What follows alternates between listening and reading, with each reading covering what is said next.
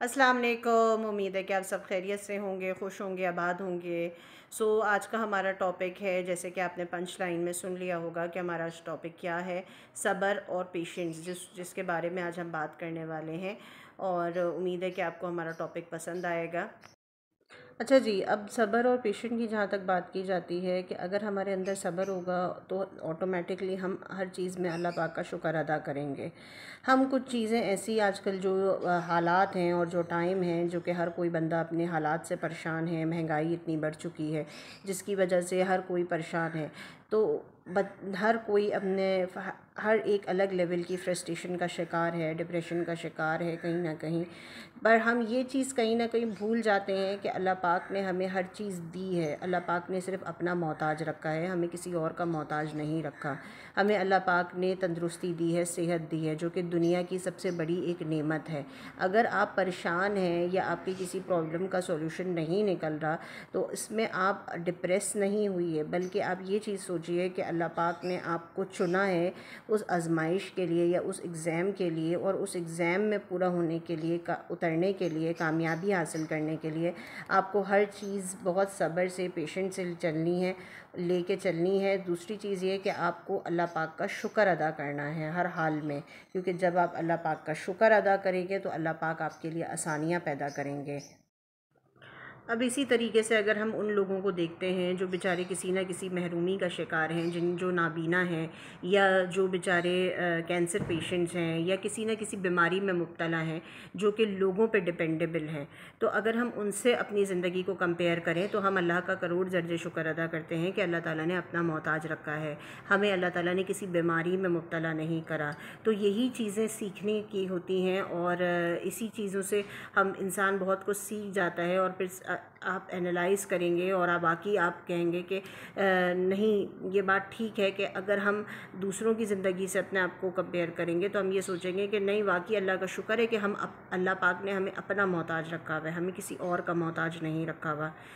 यही चीज़, छोटी छोटी बारीकियां होती हैं जो कि बच्चे हमारी ज़िंदगियों से सीख रहे होते हैं, पेरेंट्स से सीख रहे होते हैं, और फिर बड़े होके फिर वही चीज़ अपने अंदर एडॉप्ट करते हैं। अगर हम बच्चे शुक्र अदा नहीं करेंगे, या हम जो हैं उस हाल में अपना अल्लाह का शुक्र अदा नहीं करेंगे, तो एक टाइम पे हम एक जेलसी का शिकार हो जाएंगे, हम एक फ्रस्ट्रेशन का शिकार हो जाएंगे, एक नाउमीदी और परेशानियों का शिकार हो जाएंगे। और वो नाउमीदी, परेशानी, जेलस या फ्रस्ट्रेशन आपकी अपनी बनाई हुई होंगी, क्योंकि आपके माइंडसेट में ये चीज़ है कि उसके पास वो चीज़ है और मेरे पास वो चीज़ नहीं है।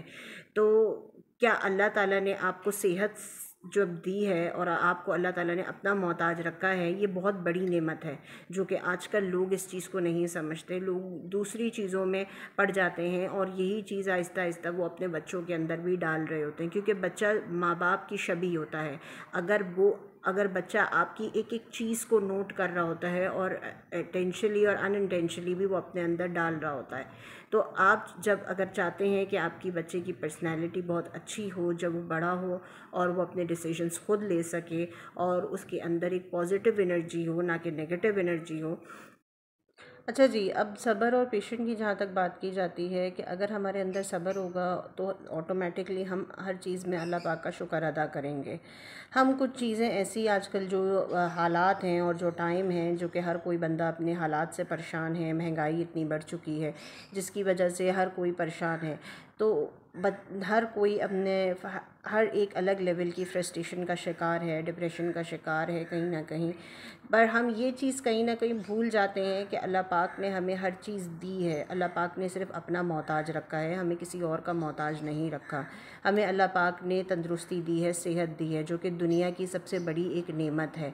अगर आप परेशान हैं या आपकी किसी प्रॉब्लम का सॉल्यूशन नहीं निकल रहा, तो इसमें आप डिप्रेस नहीं हुई है, बल्कि आप ये चीज़ सोचिए कि अल्लाह पाक ने आपको चुना है उस आजमाइश के लिए या उस एग्ज़ाम के लिए, और उस एग्ज़ाम में पूरा होने के लिए, उतरने के लिए, कामयाबी हासिल करने के लिए आपको हर चीज़ बहुत सब्र से, पेशेंस से लेके चलनी है। दूसरी चीज़ ये कि आपको अल्लाह पाक का शुक्र अदा करना है हर हाल में, क्योंकि जब आप अल्लाह पाक का शुक्र अदा करेंगे तो अल्लाह पाक आपके लिए आसानियाँ पैदा करेंगे।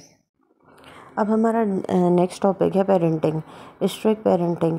आजकल जो हैं बच्चे, इस न्यू जनरेशन के बच्चे हैं और ये स्ट्रिक्ट पेरेंटिंग को पसंद नहीं करते एज़ कम्पेयर टू अगर हम अपनी जनरेशन की बात करें तो हमारी पेरेंटिंग जो टेक्निक्स थी, जो हमारे पेरेंट्स ने अडॉप्ट की हुई थी, उसमें स्ट्रिक्टनेस ज़्यादा थी, जिसकी वजह से हम बहुत लिमिटाइज थे और उसकी कुछ पॉजिटिविटी भी थी और कुछ नेगेटिविटी भी थी। पॉजिटिविटी इस तरह थी कि हमारे पेरेंट्स और हम लोग टेक्नोलॉजी से बहुत दूर थे, तो हमारे पेरेंट्स हमें एक प्रॉपर क्वालिटी टाइम देते थे, जो कि हम उस क्वालिटी टाइम को अंडरस्टैंड करते थे और अब तक उस चीज़ को समझते हैं और उस चीज़ को एक्सेप्ट करते हैं कि जिस तरह टेक्नोलॉजी तेज़ी से बढ़ रही है, एआई का दौर है, चीज़ें जल्दी जल्दी आपको न्यू चेंजेस के साथ नज़र आती हैं। इसी तरीके से इसमें हर वक्त हम अपने बच्चों के साथ स्ट्रिक्टनेस से नहीं चल सकते, बल्कि हम उनके साथ बाउंड्रीज़ बना सकते हैं और उनको उन बाउंड्रीज़ में फ़िक्स कर सकते हैं और एक पॉजिटिव लैंग्वेज के साथ उनको इस चीज़ों का बता सकते हैं कि आपकी ये बाउंड्रीज़ हैं और इस बाउंड्रीज़ से बाहर आपको नहीं जाना। अगर आप इस बाउंड्रीज़ को क्रॉस करेंगे या उसको तोड़ेंगे तो आपके लिए ख़तरनाक होगा, वो आपके लिए गलत होगा और आप जिससे बहुत सारी चीज़ें नुकसान उठा सकते हैं। उनको एक पॉजिटिव साइन के साथ, कुछ अच्छी सी एग्जांपल्स के साथ आप उनकी काउंसलिंग करें और उनको समझाएं और जहां आपको लगता है कि आपको फर्म होना है, वहां आपको फर्म होने की भी ज़रूरत है। अपने रूल्स और रेगुलेशंस को सेट करें और उनको इस चीज़ का समझाएं कि ये आपके रूल्स हैं, ये आपकी बाउंड्रीज़ हैं, उसको आपने क्रॉस नहीं करना। अगर जब आप उस बाउंड्रीज़ को या उस रूल को क्रॉस करेंगे तो आपके साथ फर्म हो जाया जाएगा। मगर हर वक्त स्ट्रिक्ट पेरेंटिंग आजकल के बच्चे पसंद नहीं करते, तो इस चीज़ पे हमें थोड़ा सा फोकस करना है, क्योंकि अगर हम ज़्यादा स्ट्रिक्टनेस करेंगे तो बच्चे सहम जाएंगे, बच्चे डर जाएंगे और अपनी बातों को शेयर करना ख़त्म कर देंगे।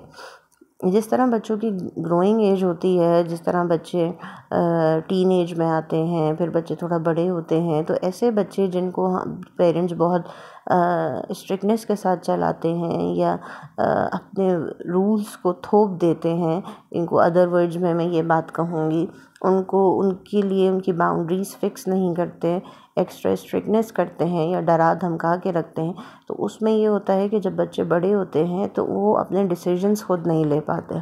वो अपने डिसीजंस लेने में डरे हुए होते हैं, सहमे हुए होते हैं और जब वो मैच्योरिटी की एज में भी जाते हैं तब तक वो उनकी डिसीजन पावर बिल्कुल ख़त्म हो चुकी होती है। तो हम अनइंटेंशनली तौर पे हम बच्चे को बचपन से इतना डरा देते हैं या इतना स्ट्रेसफुल एनवायरनमेंट में रख लेते हैं, जिसकी वजह से बच्चा अपने डिसीजंस भी नहीं ले सकता। बेशक बच्चा पॉजिटिव भी हो, बच्चा सही पर भी हो, मगर उसको ये कन्फ्यूजन माइंड में रहती है कि अगर मैंने ये काम भी सही किया है और क्या पता इसके रिज़ल्ट मेरे लिए या मेरी लाइफ पे गलत इम्पैक्ट क्रिएट करें। तो कोशिश ये करें कि पेरेंटिंग को अच्छा बनाएं, पॉजिटिव वे में बच्चों को कम्युनिकेशन के साथ, बच्चों के साथ क्लोज़ हुइए और बच्चों को एक पॉजिटिव लैंग्वेज में उनको समझाएं चीज़ों को।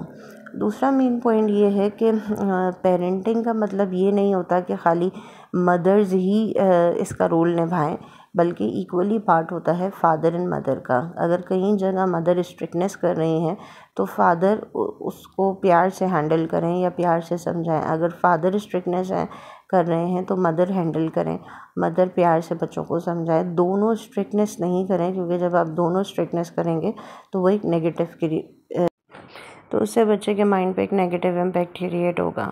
उम्मीद है कि आपको हमारा टॉपिक अच्छा लगा होगा। चैनल को लाइक करें, शेयर करें और बेल आइकन के बटन को प्रेस करना ना भूलिएगा और हम अपना फीडबैक का इज़हार अपने कमेंट सेक्शन में ज़रूर करिए। अल्लाह हाफ़िज़।